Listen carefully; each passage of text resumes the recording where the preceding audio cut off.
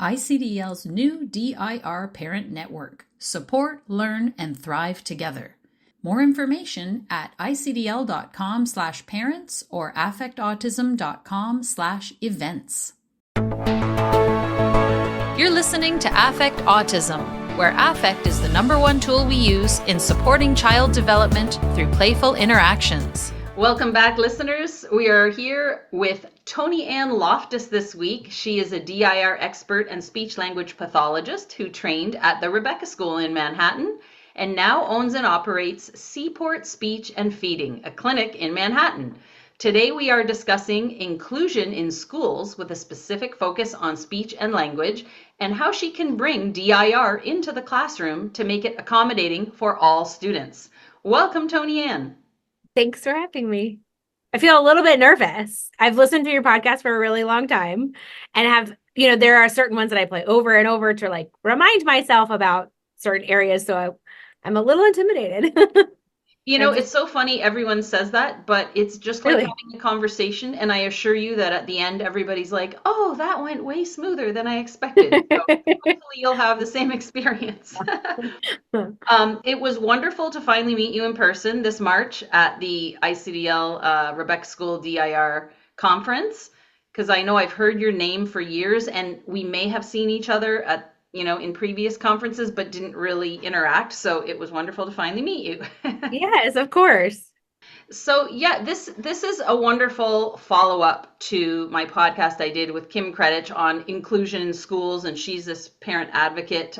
You heard her speak at the keynote at the conference in New York. This is a specific focus on speech and language because you are a speech-language pathologist. And so I guess my question is, how do you support? Is it that you support your clients, or is it that you work with school districts to support whoever's in their school district? Explain how that works. So it's a little bit of both, depending on what the family needs. So our practice includes kids from 12 months old all the way up to 8, 9, 10 years old. And so kids are neurodiverse and neurotypical within our practice. And so, each kid is going to need something different. So some kids I support at home and then have a relationship with the school where I'll go do an in-service and talk about what speech and language looks like, what development looks like, but also what sensory looks like, what different ways communications come out. Sometimes it comes out in quote unquote behavior. Sometimes it comes out in how they act in the classroom. And so how can we help support how they're communicating to have them be a part of the classroom a little bit more. And then also I support several kids in my local community, which I love, within the classroom. So I'll work with their CITs, I'll work with their OTs to sort of make sure that their day is enriched with speech and language within the context of their classroom. So I'll join a morning meeting, I'll join a cooking activity, and I'll bring visuals that will work for the whole classroom. And then it's really cool to see how the teachers will take those materials and use them again, and then see how you can use that same piece of material for all of the kids in the classroom. And all of their speech and language is really blossoming, which is lovely. That's great. And I imagine this can look so different. Like you said, every child is very different. Right. Do you ever get follow-up with the teachers to find out if they used it, or is that part of the service that you automatically follow up, and some may reply and some don't? How does that work? Right. Yeah, totally. So I find that 99% of them follow up. 99% say, I want more of this. What is this magic that you have brought into our classroom? Because, there's a kid that's on the quieter side, and all of a sudden they're feeling like they have a voice using a visual within the classroom. Or I've noticed that, so-and-so is reaching out to grab. And we understand that that might be a response to something that's going on. Can you help support this particular child? What can we do? Adding obstacle courses or sensory things. We're going on a bear hunt obstacle course in my son's school, actually. And everyone was like, whoa. what do you mean? And we read through the book, and each kid went through all of the obstacles. And she said, we left it up the whole week. What other books do you know? And I'm like, I know all the books. Like, this is floor time for all. And so I can help you take any book that you're working on and make that into a floor time experience for all of your students. And so I find that a lot of classrooms do that. And then once I've worked with a school with an individual client, I feel like a lot of teachers and directors have called me and say, okay, could you be like more specific and come in and do an in-service and talk to us about what floor time is and what the sensory system is and what speech and language looks like across development? And then how do we then use developmental Montessori? How do we use our preschool curriculum to incorporate more of these movement pieces? Because I'm always like, get those kids up. They're not going to sit on the dot all day. How do we help them? So it's been really cool to see a lot of them reach out, especially like this time of year for their summer stuff. And then, back to school where teachers are really interested in learning more. This is incredible because I imagine that your focus on movement comes from the interdisciplinary team at the Rebecca School where you trained, where they have occupational therapists working with speech language pathologists and anyone else who's supporting the kids. Go ahead. No, totally. I was going to say, when I trained in graduate school, I learned how to do, this is how you work on your R. This is how you work on your TH. This is how you get a kid to use new words. And so when I started the Rebecca School, I was like, whoa, what do you mean? And then I started taking the coursework through ICDL, and I was able to hone in on my own practice. And I found that kids are communicating even more if you look at all of these other pieces. And so I wasn't trained as an OT, but I do know about the sensory system. And there's not a lot of speech language pathologists that do. And so, bringing that into, that's the magic sauce. When everyone's like, how did you, I'm like, this is floor time. I'm going to show you how to do it. There's a little bit of a formula. And, having people just be able to say, that's not a behavior. That's sensory. That's not that. That's communication. You get a lot of buy-in. Or as Colette Ryan says, I'm not an OT, but I play one on TV. Yeah, I love that. Yeah. So when I took the 202 certificate course with ICDL, so that's to be a proficient floor time provider, I had mentoring after my class in order to complete the certificate. And I worked with a wonderful OT named Keegan Blake in Hawaii. And she really drilled that point into me about bringing the movement and what you're reading or thinking about or playing about into 3 dimensions and really moving it around. So if you're talking about water, I had a blue turquoise lycra sheet that we used to swing on, and I threw it down, and there's the water. We're going to dive in, and the kid would go down the slide, whoosh, into the water and things like that. So it really does help with, the first functional emotional developmental capacity, regulation, and following their interests. If they like a story where there's water in it, you're talking about that story. You're like the character in there going into the water, following their lead. That's another floor time principle that we use. And just bringing it into movement just really makes that learning sink in. And like you said, I'm hearing you say, motivating the child to communicate more. Right. And it's using multiple parts of their brain, right? So just using language is just on the left side of your brain. But once you add in that movement, now you're using the right side. So both sides of your brain are starting to connect and move. And so you're really solidifying those concepts. And then I find that once you do that, kids are more motivated to talk and to communicate because they feel successful. They feel like they could point or gesture or have more tangible things to hold on to be able to communicate. So if their voice is failing them at the moment, or they can't get the words out because they have an apraxia of speech or whatever it is, they can then figure out context clues. And that's one of the very first things I teach kids when they're learning speech and language, or I want to say, like, go and show me what the thing that is that you want. Oh, this is what you want. It's cup. Now you can hold it and touch it and feel it and get that idea of it, and pair that with the language as well. And it, like, kids are like, yes, you understood the thing. And that joy, that capacity too, is what makes them want to communicate more. Yeah, and I'll refer people in the blog post for this podcast to my podcast with Colette Ryan on meaning making. So you're really helping them form that meaning of what the word is. And I remember Dr. Greenspan, I don't remember because I didn't meet him, but in his readings and radio shows or whatever, he talked about, showing a cue card of an apple doesn't give the child the feel of holding an apple in your hand, biting into it, feeling that squirt and tasting what an apple tastes like, etc. Yeah.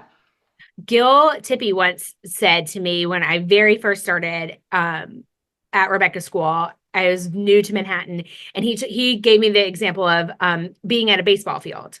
And he's like, if you haven't heard the roar of the crowds or tasted that hot dog and felt the ketchup drip down your arm, how do you know what it feels like to be a Yankees fan? And I was like, ding, the light went on for me. And I'm a speech language pathologist.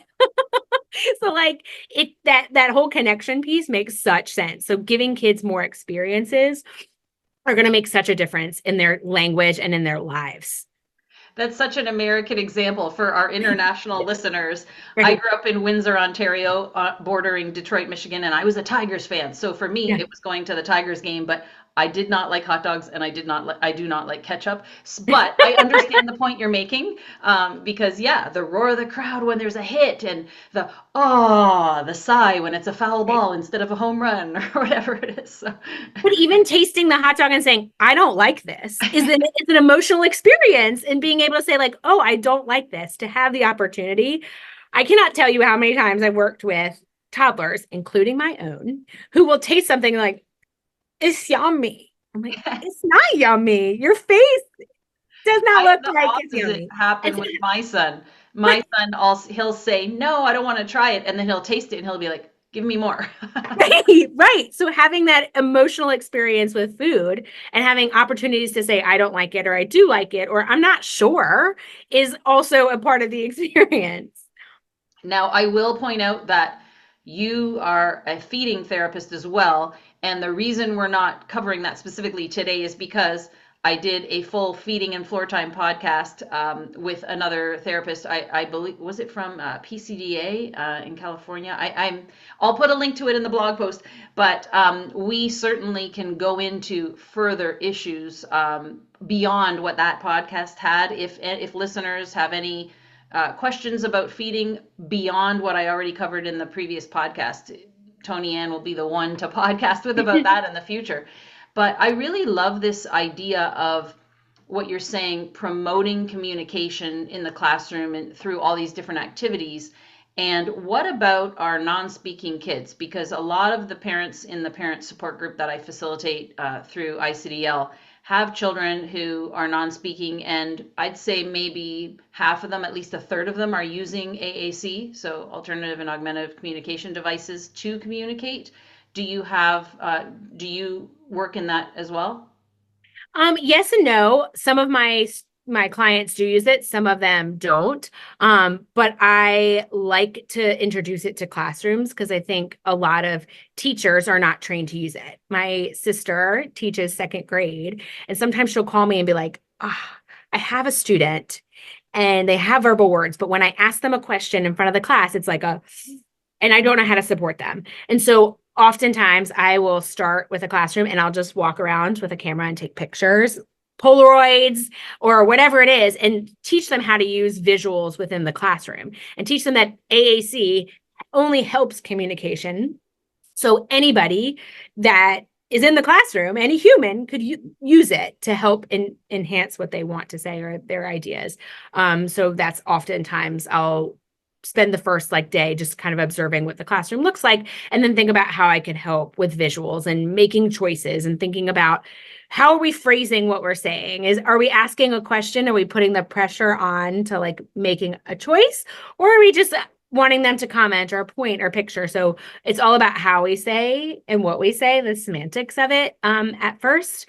But I find that it's super interesting to talk about it as a whole, as everybody in the classroom could benefit from this, as opposed to just this one kid is using AAC. How do we draw attention to everybody being able to use it? And then that then takes the pressure off this one child who's using the AAC device and is trying to search for what they want to do. Teaching that patience and that time, and teaching everybody about it, I feel like has been really helpful for how the classroom uses AAC.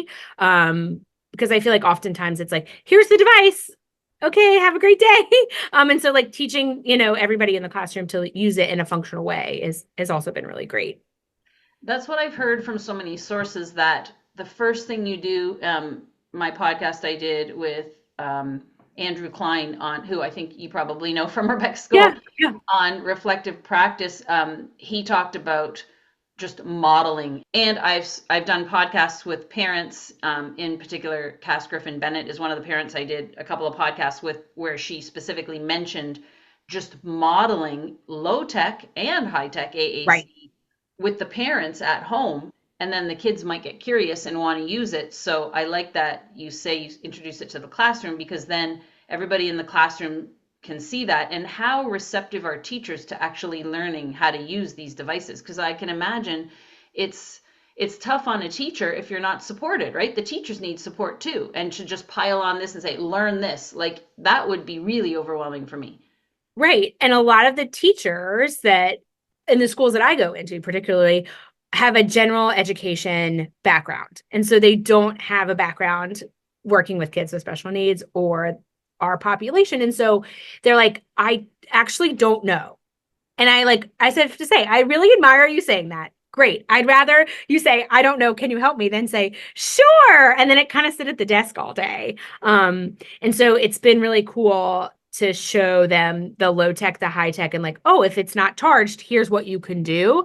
And also getting the kids excited and involved in it helps them be able to say like, oh, this isn't just this kid, like it's helpful for everybody. Wow. And then it teaches like that patience of like, we're going to wait whenever they're ready.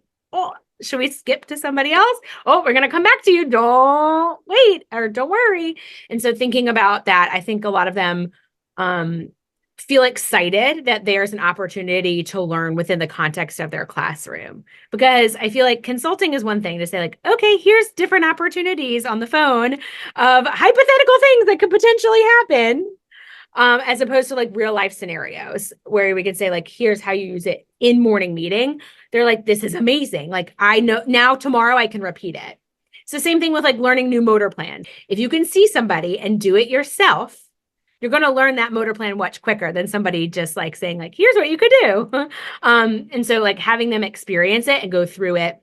I'm going to model it. I'm going to model it. I'm going to model it. Okay. Then now here's Friday. We've been doing it 4 days. The teacher can kind of take over. And so now it's just kind of a part of their day. And it doesn't feel like this daunting new task. It's just a part of their new curriculum, their new learning experience. Speech is the finest motor task there is, right? And so thinking about learning something new for the first time, speech is like a motor planning to start off with. We have the idea in our head. We want to execute that idea and move our mouth in a coordinated way to produce speech. Like we learned the word cup. So thinking about, okay, I know this word. I want to be able to say it. I want to be able to say cup every time. That's, every kid goes through this like little bit of a praxic stage. Some kids is longer than others. Some kids are shorter, but we want to take words and make them accessible to them every single time. And when I first learned that was at the Rebecca School, not in graduate school, which is mind blowing. Like, why aren't more people talking about this? I think about Jolene and Lynn's presentation on practice and motor planning for speech. And I'm like, yes. Tell more people about this. Tell more people about this. Because a lot of times people are like, wait a minute. If you start gross motor and then you go to fine motor, that's how people learn. I'm like, yeah. And the same thing with like apraxia of speech. If you work on those big gross motor movements and getting things more automatic in their body, the fine motor is automatically going to get better. So same thing with speech. We want to teach them to move in a more easier kind of flow where they don't have to think about their movements, that's going to then translate into their mouth long term. So like teaching them to run while using words, teaching them to jump while we're using words, teaching them the sequence of things and to sequence things together are going to help long term with their speech and language. And I just love this collaboration that you're talking about. You mentioned Jolene and Lynn. I just want to clarify for listeners, Jolene Fernald, who I did a couple podcasts with about AAC and about different kinds of speech and language things. She's a speech language pathologist in Florida who runs a school. And then Lynn Bennett is an OT who's in Florida. So they co-teach a class at ICDL and they presented together as well. So I'll put links to all that stuff in the blog post. I tell everybody to take that course. It kind of solidified all of the things for me. But every time someone finishes like I just finished a 201 and I was like, if you don't take this course, you're really missing out.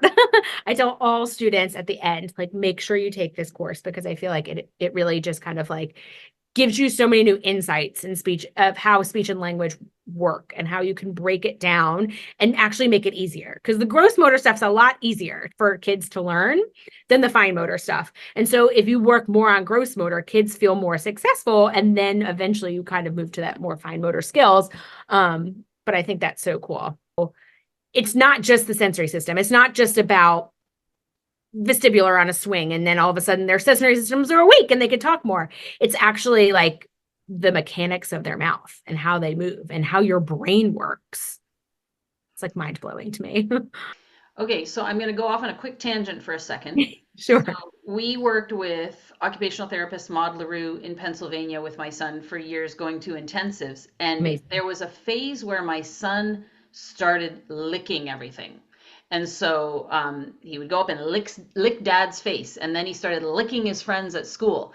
And one theory that Maud had was that because he had gone through a round of tomatis where it's, trying to Right.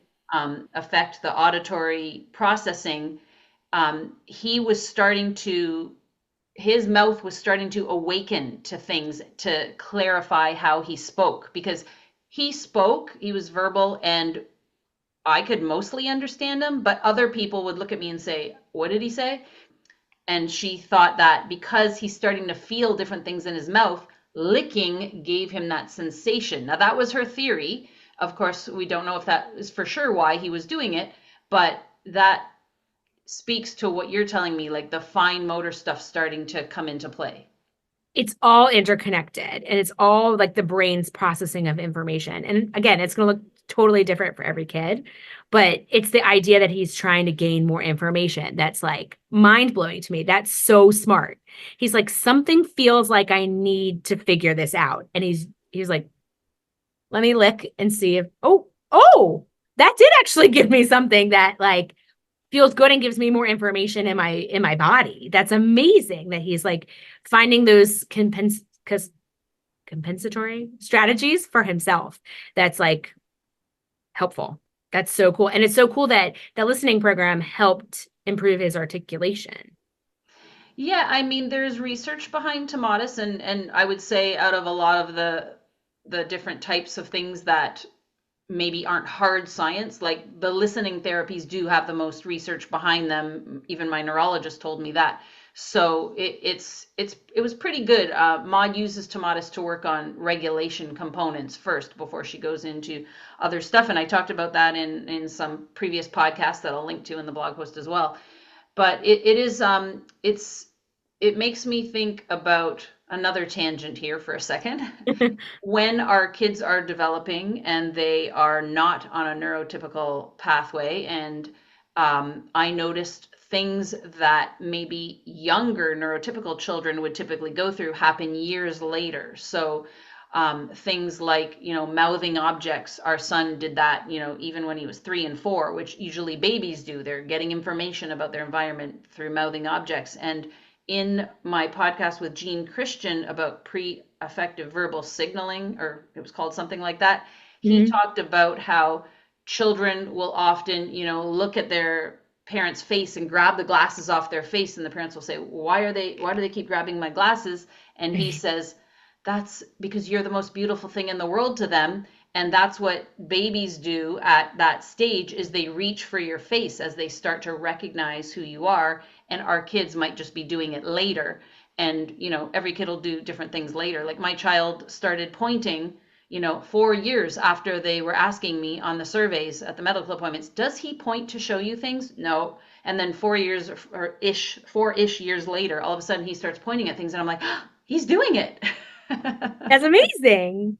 Development doesn't skip steps, right? So everything builds on everything else. And that's why I love floor time. And it blows my mind again that like a lot of people really aren't talking about this. Like it's, everything builds on everything else. So they're not going to skip a step and then be able to do all the other ones, or you're going to have like that very Swiss cheese. So everybody follows this like developmental plan and it's going to go at different rates. And like, that's what makes it so beautiful that everybody is on their own path. But you kind of say like, okay, we really want to point. We really want to think about how we're going to work on that, because that's a really great pre-verbal precursor skill. And so, everybody's going to do it at different times. The same thing with the licking. My son is 4. And the other day he burnt his taste buds on some, what he calls soup water. It's just the broth from a soup.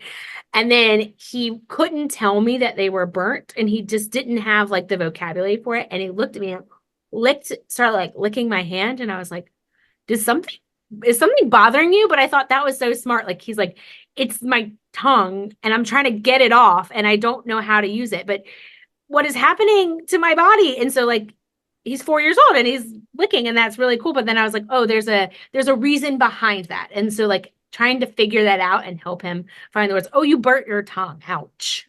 The hot liquid does that. And he's like, I got a burn on my tongue. And I was like, yeah, isn't that weird? Don't worry, it's going to come back. It might feel weird for a couple of days.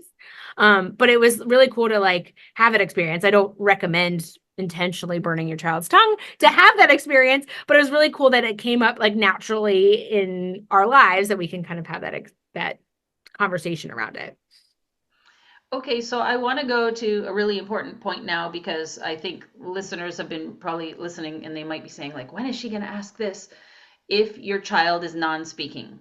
So there are children, especially children diagnosed on the autism spectrum, who really don't start speaking at all until they're 6 or 7.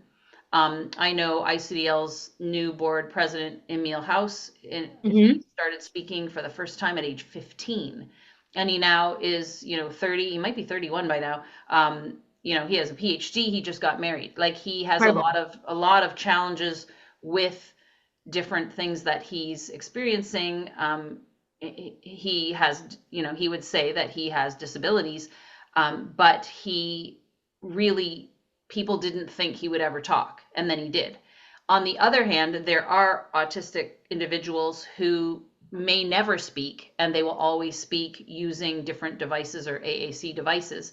So I know that parents come in and that's what they want. They want their children to speak. And Jolene said, I will never ever make a prediction ever again, because I thought there were kids who would never speak who did, and I thought there were kids that would speak who didn't, and you just don't know. So how do you approach that with parents and with teachers? Because that's a big thing to put on a child, like, we want you to say this word, and and if they really can't. It's so hard. And I often kind of say like, well, let me put you on the spot for a minute, like to a teacher, where it's like, okay, if someone asks you a question in a crowd and you don't know the answer, or you don't know how to articulate that, how does that feel? Great. Do you feel like it's going to help you get the answer, or do you feel like it's going to hinder you to get the words that you need? They're like, oh, like I kind of never thought about that feeling like a quiz in front of everybody. And so like changing that connotation. And I also like to talk about talking versus communicating. Mm-hmm. So, this is the way your child communicates. We want to expand on the way they communicate. And talking is just this tiny little piece of how they communicate their thoughts and ideas and their words. And so how could we kind of enhance that? I often too don't predict, because it's just so hard to tell. But after a few sessions, you can say like, oh, wow, look how much better their motor planning is getting. Look how much better they're able to express their wants, needs, and ideas. And so we're always working towards something more. And I feel like that as a typically developing adult, like I'm always working to make myself better, to make my, practice better, to make my life better. And so thinking about how we can help them communicate and how we can help them feel successful is the most important piece, I find. You just want to be heard. Yes. You want your child to feel heard in a variety of settings. And so my focus is going to be communication and always helping support them with verbal speech, but also like it's okay if that's not what that is, and like kind of giving that child space to show us, what they feel most comfortable doing. This is going to be a lifelong process to teach your kid to communicate, and it's just going to look different for every single person. So, which is beautiful and also frustrating because we don't really know there's not one clear path, and I think that's really hopeful though too, because like the path might look like this, but they're going to be, I've met kids who are poets and they don't use verbal speech, but they've written these like beautiful poems and songs and things. So how do we celebrate your child as an individual? And I do think the world is starting to understand that more. When I first started in DIR floor time, it was just like classrooms and the world was much more cookie cutter. But I feel like now people are understanding that like each individual is different and the way that they learn is different. And that makes it harder on teachers, but it is much more like starting to be more accommodating to those different styles. And that makes me feel hopeful. Yes, not nearly enough, but hopefully moving in the right Right. direction. Well, we got a long way to go, but I think at least people are starting to say like, oh, that's different. How do I support that? How do I celebrate that? As opposed to, oh, that's different. I can't do that. I don't know how to do that. I'm not trained to do that. So I feel like I'm being met with less resistance and more like openness in the last, I started at Rebecca School in 2011. So like I find, even when I was there, we were taking kids out into the community to do different things, to go to the grocery store, to do things start to finish. And I remember like going into Trader Joe's and having a student like pick up a bunch of apples and just start throwing them all over Trader Joe's. And I was like, oh, this is how I end up on the evening news. And I just felt my regulation plummet. And I knew the kids was already plummeted, like it was gone. And a worker from Trader Joe's recognized us because we were going every Tuesday. And he was just like, hi, I'm so-and-so. What's your name? And the kid was like, Louie. I said, Louie, unfortunately, we can't throw the apples because someone might get hurt. They might not even know they're looking at them. Could you help me pick them up? And it was just so lovely and kind, and that will stay with me forever. But just like he was so accepting as opposed to like, get out, or you guys can't come here anymore, or what do you mean he's throwing apples? It was just so like kind, and he just let him take the time and space that he needed to go pick up the apples and put them back. And it was the process over the product. We were gone a really long time. I had to like call Rebecca School and be like, we're coming, I promise, nothing happened. But like the process took a little bit longer today. And so just to see like the community around Rebecca School, understanding that more, and understanding that communication piece, like that person could have easily come up to me and said, what is he doing? And I'm like, well, he has ears and he's standing right next to me. Why don't you ask him? But it was so lovely that even that sort of like modeling of, you could ask, is helpful. So I feel like the world is starting very slowly to get that way. My hope is more and more and more and more. I also love the story of I was sent down to Arkansas. It was Heber Springs, Arkansas for a 101. And DIR I remember 101, an introduction to DIR and DIR floor time course that you were yes, teaching. and this was probably about 6, 7 years ago. I flew into Little Rock, Arkansas, and then drove an hour to Heber Springs. And I didn't know what to expect because I didn't have it was an live in person, so I didn't have like a list. I showed up and there were 100 people. This is surprising, but it was so cool because their whole community came together and wanted to learn more. There was the greeter at Walmart. There was the classroom teacher. There was the librarian. There was somebody from the police force. There were parents. And it was so cool because they were like, we just want to know what to do. Like, we're having a problem where this kid keeps taking things from the Walmart and putting it in his pocket and leaving. And like, we know that there's a mismatch, but how do we support that in a way that's productive for families? Instead of punitive, yeah. What? That's amazing. Yes, let me teach you. And thinking about, like, again, with the example of the throwing of the apples, or, how do we have a sensory space in our library that helps support kids? And then they can come join our story time. Or how do we just say, like, this is a better way to do story time? And it was so cool. A group of them then continued on to 201 with me, which was really cool. And then a different training leader took on the 202, which I love because they get to experience floor time with other practitioners. I think a classroom teacher went on with them, which was really cool. But to see that whole tiny town of Heber Springs show up for each other, that was beautiful. And so my hope is that we see more of that. Yes, so they were moving through the certificate courses at ICDL to learn floor time. That's amazing. And Yeah, like how to support each other. I know that self-advocates often say that you want to provide AAC as early as possible to help children communicate. And so I know different parents might be more or less receptive to that. Like, yes, they may speak, and I know you hope that they will, but while they're learning, let's give them an alternative way to communicate by learning this AAC device. And then the words might also come. But 1,000%. even if they do come, some children much prefer texting over direct speech and, like you said, multimodal communication. That's me. I prefer someone to text me than call me on the phone.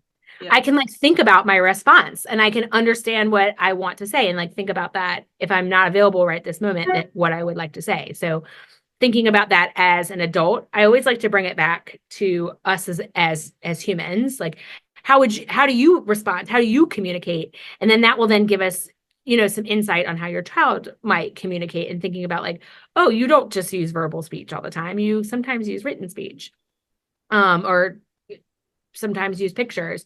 One of my most popular reels on my Instagram was an AAC example. With my toddler son before he was using verbal speech. We would have pictures of all his favorite snacks on the outside of the door. Snacks have come a long way. A lot of times you could cut out the picture of the box and it gives a great visual. And then I'd have to like cut and print and laminate. And so he would walk to the closet, point to what he wants, open the closet, and then go get that thing and learn that this picture represents something else. That's huge. And so thinking about how, he didn't have those words yet. He wasn't really able to communicate verbally, but he was able to solidify his meaning and understanding of what that word meant. And then the word bar came later. And then he was like, oh, I already know what this is. I can hold it. It's tangible and I can touch it. And people are like, but don't using those pictures, doesn't that discourage him from trying to learn? And I was like, right. But if I stood there and kept saying bar, say bar, say bar, say bar, that's going to make him feel really anxious. And so I was thinking of new ways on how to help him be able to communicate, to reduce the frustration. So in this way, I would see more overall communication. So, practice what I preach. We worked on a lot of nonverbal stuff before we worked on the verbal stuff. My own kid. I love it. And, Dr. Tippy, who you brought up earlier, says my son is the prototypical floor time kid because he's only ever had floor time. So when he talks, he's using all of the gestures and Love that. and facial expressions that his floor time practitioners have used with him and that I've used with him growing up. And it's funny to see, sometimes you can see, oh, that's Miss Stephanie. Oh, that's Miss so-and-so. Like, because you know them so well, and they've played with him for every day for 3 school years in a row or whatever. And he starts to do those things. So it really is incredible. And I'll refer people to the podcast I did on recognizing and documenting your child's cues, cue sending, and how we can, when we see the cues that our children are giving, sometimes they're not anything that we'd expect when they're non-speaking,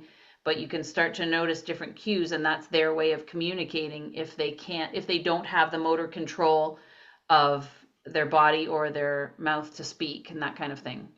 1,000%. I also feel like Rebecca School changed that lens for me as well.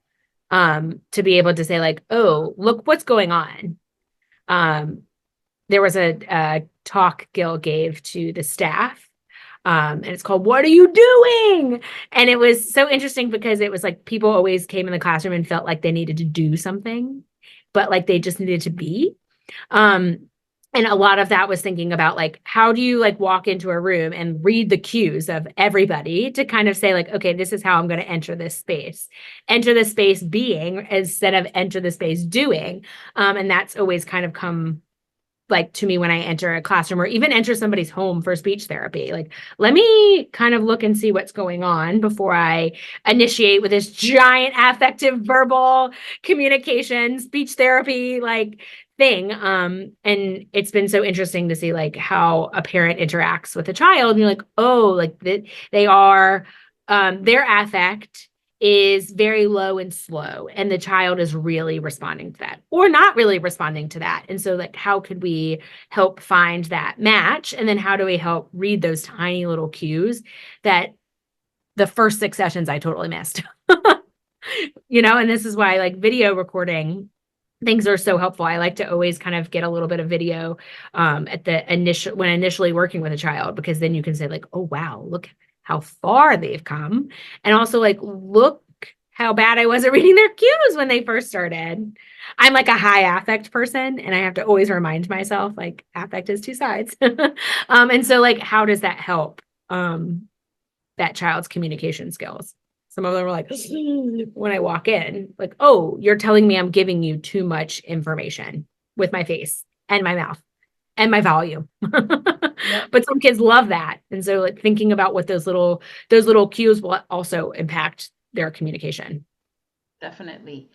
Okay, so one last question, and then I want to end off with some specific types of things that you do in the classroom to help children. You sort of mentioned them, but we'll like maybe give some more specifics.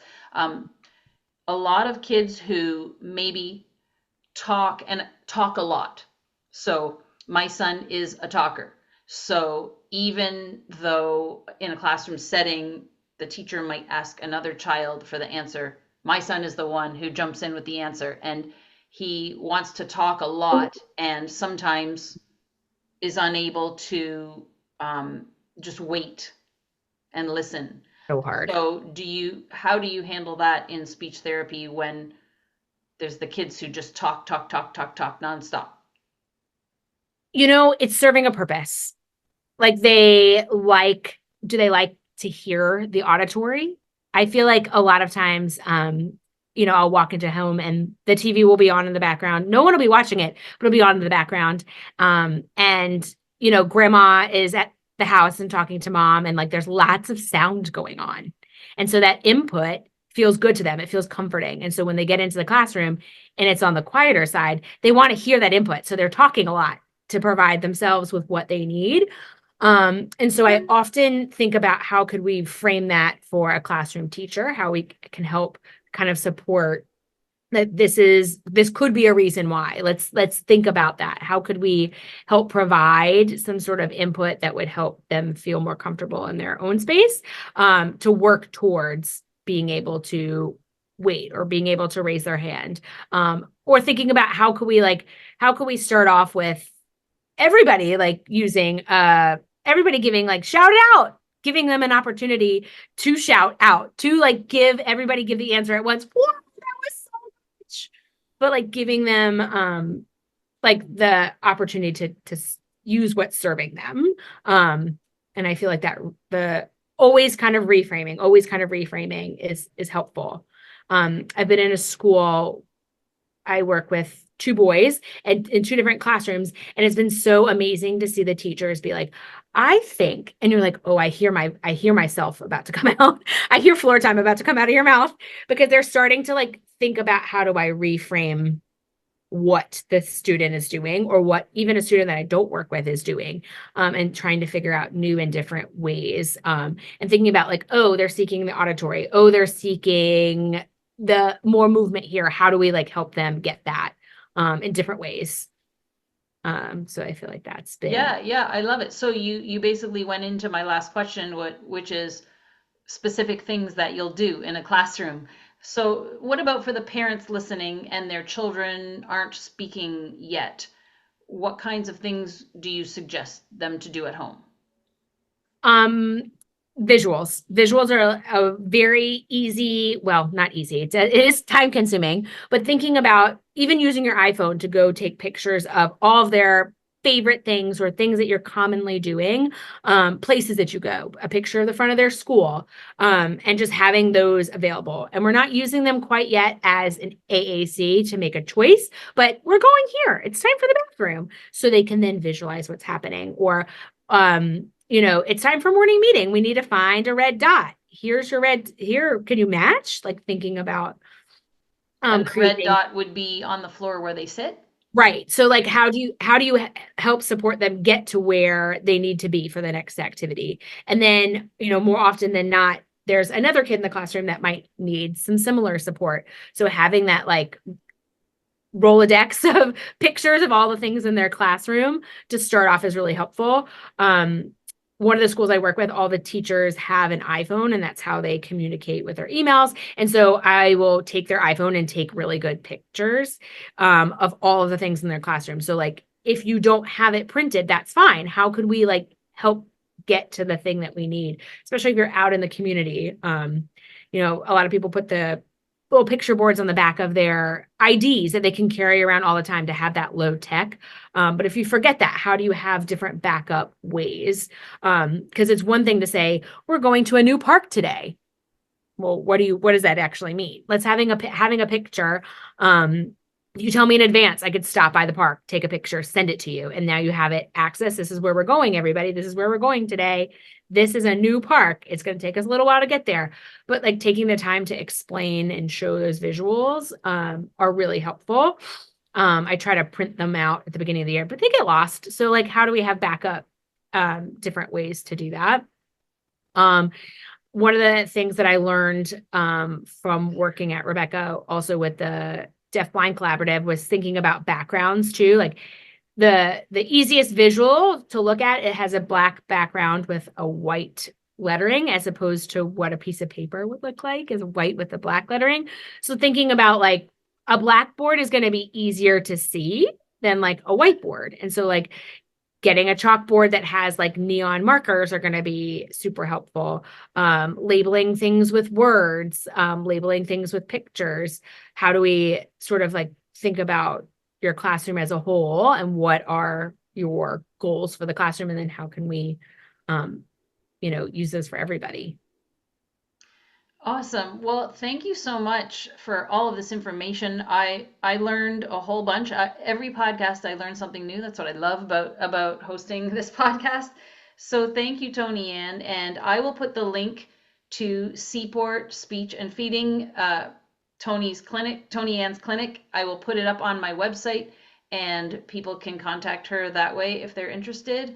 Thank you so much. Thank you for having me, and I'm always happy to talk questions with families. I practice in the state of New York, but it doesn't mean I can't sort of like generally give you ideas about speech and language wherever you live. We have clients that are like on an Air Force base in Germany. Wow. And they're like, we don't have speech therapy here, but like, how do I get my child to X, Y, and Z? It's like, well, I don't know your child specifically, but generally here's some ideas. So I'm always happy to kind of help parents like think about communication as a whole at home and how they can support their kids, because sometimes a tiny little tweak makes such a huge difference. And I'm not here to gatekeep. There's things that I've learned along the way. I have to say, like, Rebecca School was such a cool and lovely experience. I worked with Andrew Klein there. I worked with Tony Tortora and Gil. There's just been so many amazing people that along the way that have helped shaped my opinion. And it's kind of, so cool to be able to share all of those ideas with people. Floor time is for everyone.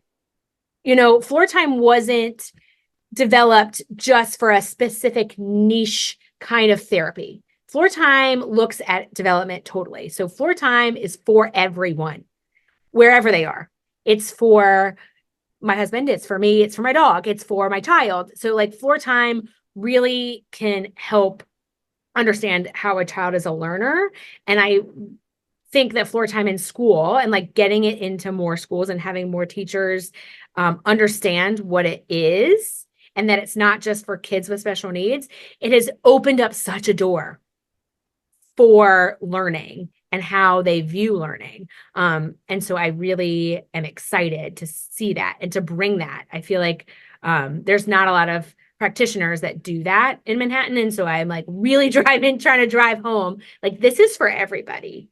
And I don't always tell them it's floor time at first. I'm always like, let me tell you how you could do this. And then they're like, wow, this is so cool. I'm like, this is floor time. And now they already have that buy-in. And so a lot of them are starting to think about that coursework and start to work with OTs generally and just have an OT come and check out their classroom. Yes, an OT should be in every classroom to just kind of say like, oh, that's got to go. Oh, where's your swing? Oh, where's this activity? So a lot of them are thinking like, how do I support a sensory seeker? How do I support kids on the patio? They're jumping on top of each other. They're flailing arms. How do I support them? So floor time is for everybody. And I like think if we start looking in that lens, then, classrooms could be more inclusive because teachers and staff and everybody could then sort of like look at as kids as whole individuals as opposed to like, here's my group of kids this year. Thank you so much, ToniAnn, for everything you shared. It's been so helpful. Please check out the links at affectautism.com on this blog post for people that want to go back and see the references that we made to different people and different things. Thank you so much. Until next time, here's to choosing play and experiencing joy every day. Looking for a podcast on a specific topic or trying to find one you listened to before? Check the Start Here menu at affectautism.com, where you can search all podcasts and blog posts by topic, category, profession, or specific guest. You can also type in keywords into the search box, which is the magnifying glass icon at the top right of the website. Check it all out at affectautism.com.